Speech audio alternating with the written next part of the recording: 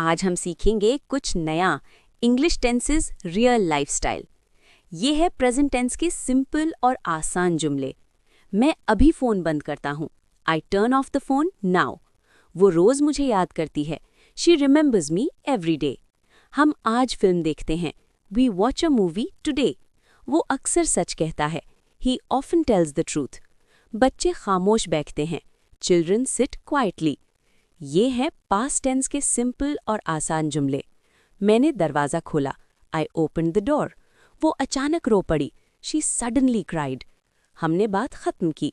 We ended the conversation. उसने सब कुछ समझ लिया। He understood everything. उन्होंने मदद मांगी।